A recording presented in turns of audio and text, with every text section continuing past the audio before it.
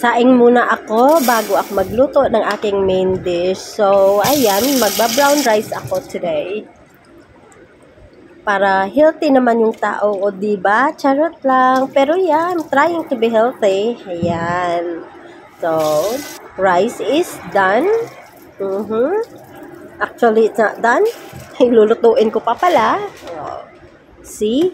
Ayan, nasa rice cooker na. Rice cooker yung gamitin ko. Yan mo na itong gurong pinang-ano niya. Pinang-impran niya. Long beans and tofu yung food ko today. So, ayan. Garlic. So, na-smash ko lang and then chop finely. Ayan.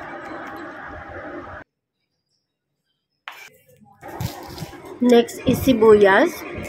Ayan, pinipil ko.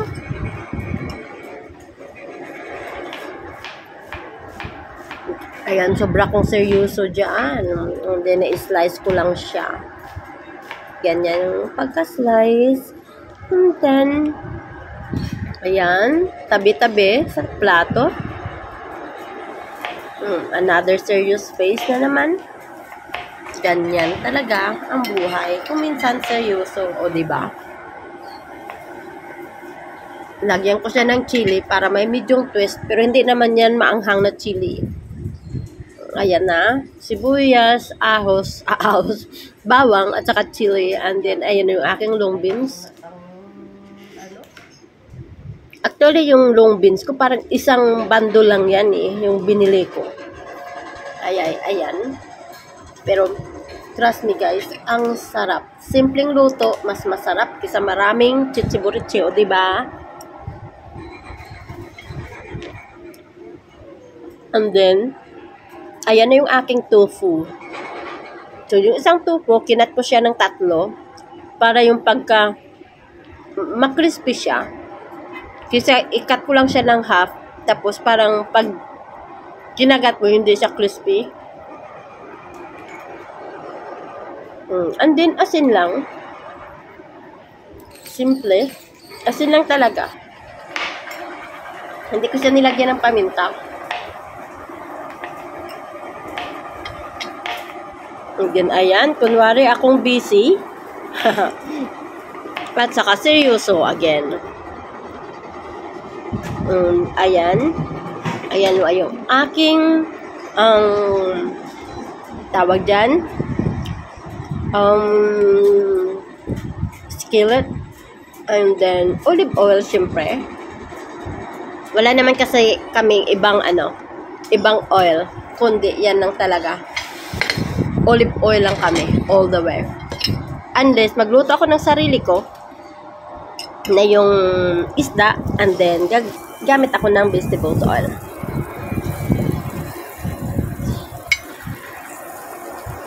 Ayan, prito ko lang yung aking tofu.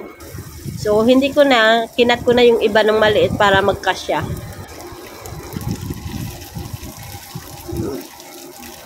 At, baliktad na dahil brownish na siya.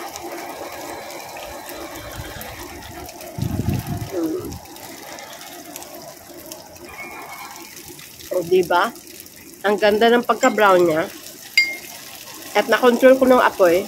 Kasi kung minsan, pag may iba akong ginagawa, hindi ko makontrol yung apoy, sunog ang labas ng aking tupo. Ayan.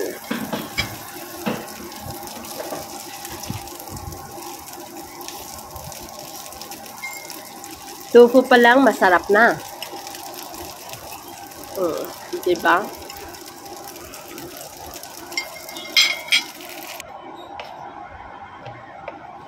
And then, luto na nga. Ayan. Ginayat ko siya ng ganyan lang kalalaki. Parang julienne siya.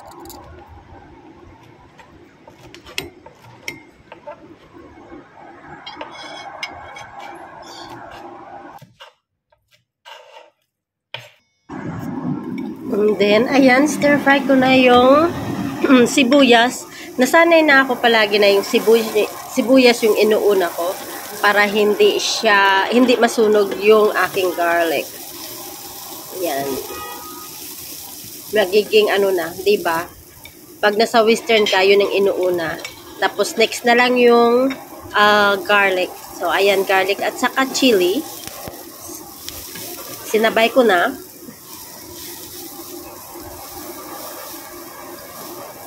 Ay, ang bangunan yan.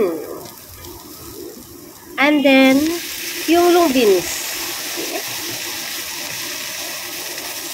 Actually, pag na-engage ka na sa luto, parang ang sarap sa pakiramdam pag nakagawa ka ng isang recipe. Ayan, ano lang yan. Iniisip ko lang kung anong gagawin ko. Kasi nga, parang nakakasawa na. Pritong isda or ano, hindi naman ako. Ngayon, no meat ako. Ayan, nilagyan ko siya ng tubig. Kunting tubig lang na para maluto lang yung long beans. Tapos dagdag na lang later pag hindi kasya yung tubig pag yung dry na siya.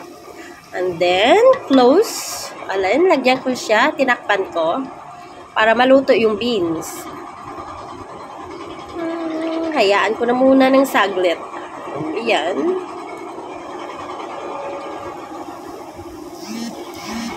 And, yep. Ayan na nga. Lalagyan ko na yan ng seasoning. Ayan. So, ayan o. Wala na nga siyang tubig. So, in a little bit. Dadagdagan ko siya para medyo may sauce siya. Napakasimpleng luto yan. So, ang nilagay ko lang dyan is about 2 tablespoons of soy sauce. Tapos, nilagyan ko siya ng tubig para mag-incorporate yung sauce. And then, ayun. Hindi naka-prepare yung oyster sauce ko. Kinuha ko pa. Ayun. Malayo-layo yung ref namin sa lutuan. So, ayan. About tablespoon din ng oyster sauce. Yan. Ayan, dahil may nilagyan ko siya ng kunting tubig more, ayan, nag-incorporate na yung aking sauce. So, masarap na siya. Super masarap. And then, next, yung tofu. Actually, hindi ako dyan naglagay ng asin at saka paminta. Nakalimutan ko yung paminta, pero yung asin tama lang. Dahil yung tofu, marami-raming asin yung nilagay ko. Pero supposed to be may paminta yan. Nakalimutan ko dahil gutom na ako. Kaya yan. Ganyan pag minsan imadali ang luto, may makakalimutan ka. At saka okay lang kasi ako naman ang kakain eh. Ayan. Oh my goodness, mang sarap. Sold na. Simpleng luto lang. Diba? At ang saya-saya na. Sarap na siya. Masarap na. O yan. O diba? At saka itong mainit. Ayun. At saka itong yung pang-record ko na phone. Oh my goodness. Para akong naka-lipstick dyan. Ano ba yan? O. Pero actually, ang sarap talaga niyan. Napapasayaw pa sa sarap. Yan.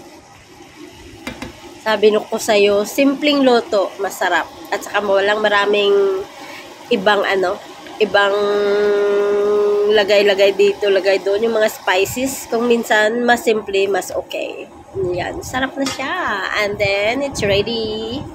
Ready na. Ayan. Actually, nagustuhan nila eh. Kasi sabi ko, tikman nyo. At dahil walang maraming kasi yung mga tao dito sa bahay, super healthy. So, tofu at saka long beans is healthy. Kaya, kumain sila.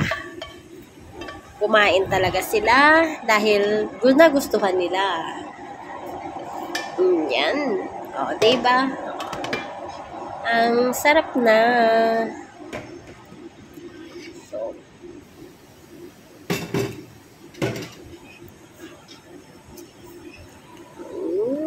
yan na. Ano kayang kinuha ko? Hindi ko maalala. Ayan na siya. O, diba? O, sarap na. Simpleng ulam for the day. May protein ka na, may vegetables ka pa. Ayan. Ayan. Oh, ang ganda. Ang sarap. Oh, di, saan ka pa? Oh, simple, simple talaga. And then, lunch ko na. Diba? Ang sarap ng food. At may leftover ako na 3 hipon. So, ayan, 3 hipon plus brown rice plus long beans with tofu. Perfect lunch.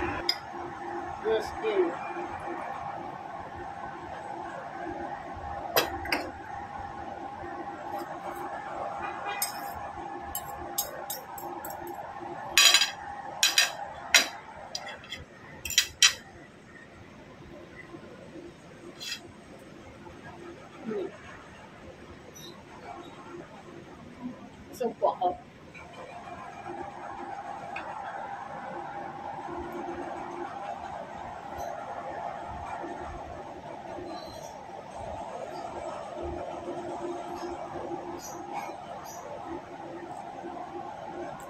Minsan masarap din namin normal food. Diba? Ayun lang.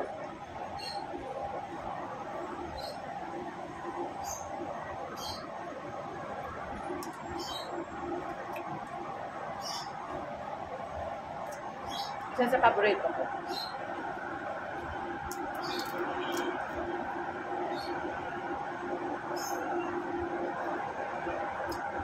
Hindi naman kasi ako high blood. Eh, okay lang.